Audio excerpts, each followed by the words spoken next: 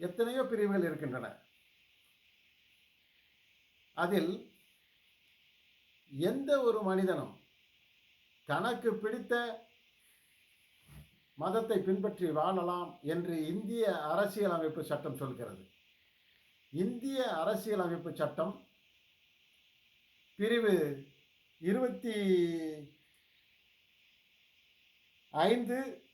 26, 28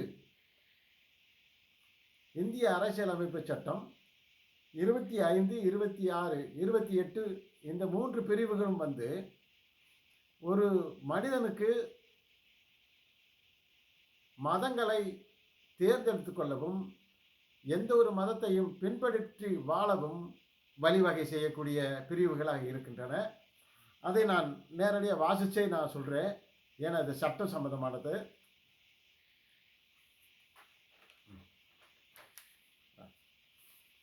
இது என்ன சொல்றானா, ஃபர்ஸ்ட் ஃப்ரீடம் ஆஃப் கன்சைன்ஸ். ஒவ்வொரு மனிதனுக்கும் அவனுக்கு ஒரு மதத்தை பின்பற்றக்கூடிய நம்பக்கூடிய உரிமை இருக்கிறது. ஒவ்வொரு மனிதனுக்கும், இந்திய குடிமகனுக்கு, இந்திய குடிமகனுக்கு ஒவ்வொருவருக்கும் அவனுக்கு பிடித்த ஒரு மதத்தை பின்பற்றக்கூடிய உரிமை இருக்கிறது. அடுத்தது, தான் விரும்புகின்ற மதத்தை தினமும் பின்பற்றவும் கடைபிடிக்கவும் அதனுடைய சடங்குகளை செய்வதற்கும் உரிமை இருக்கிறது.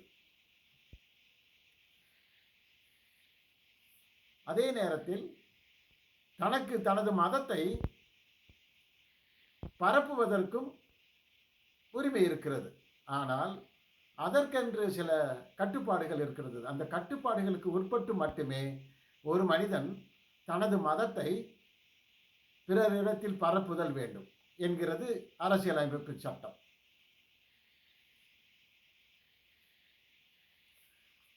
அடுத்து, இந்த சமய விவகாரங்களில் ஒரு சமயத்தை பின்பற்றுகின்ற போது அந்த விவகாரங்களில் தலையிடும் போது அவர்கள் மிகவும் அக்கறையோடு அதனை ஆராய்ந்து அதற்கு பின்பாகவே அதில் ஈடுபடுதல் வேண்டும். அடுத்து, ஒருவருக்கு பள்ளியிலும் தான் கல்வி கற்கக்கூடிய கல்வி நிலையங்களில் இருக்கின்ற போது தனக்கு பிடித்த சமயத்தை வழிபடவும் உரிமை இருக்கிறது. ஆனால் அந்த பள்ளி அரசாங்கத்தால் உதவி செய்யப்பட வேண்டும். அதுக்கு ஃபண்டு அதனுடைய மாநில அரசு அதுக்கு பணம் கொடுத்துருக்கணும். அப்படி கொடுத்திருந்தா மட்டும் அங்கு படிக்கின்ற யாரும் அவர்களுக்கு பிடித்த மதத்தை வழிபடவும் முடியும். அங்கே பள்ளியிலேயே வழிபடலாம். அதையும் சட்டம் உறுதிப்படுத்துகிறது. அதற்கடுத்து,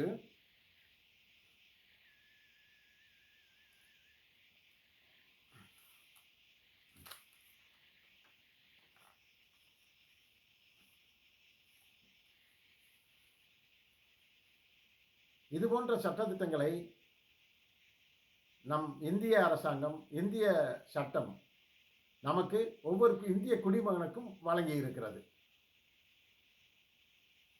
எனவே அதையும் நீங்கள் அறிந்து கொள்ள வேண்டும். ஒவ்வொரு மனிதனுக்கும் உணவு, அடுத்து உடை, அடுத்து மத நம்பிக்கை, இது மூன்றும் உரிமை உள்ளது.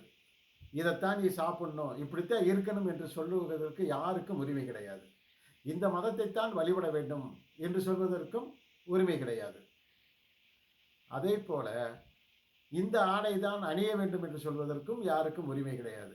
அந்த உரிமையை இந்திய அரசியலமைப்பு சட்டம் ஒவ்வொரு இந்திய குடிமகனுக்கும் வழங்கி இருக்கிறது. அதனை நாம் உணர்ந்து பிற மதங்களை நேசிக்கவும், மனிதர்களை நேசிக்கவும், மதங்களை மதிக்கவும் கற்றுக்கொள்ள வேண்டும். அதுதான் ஒவ்வொரு மதத்திற்கும் நாம் செய்யக்கூடிய மரியாதையாகும்.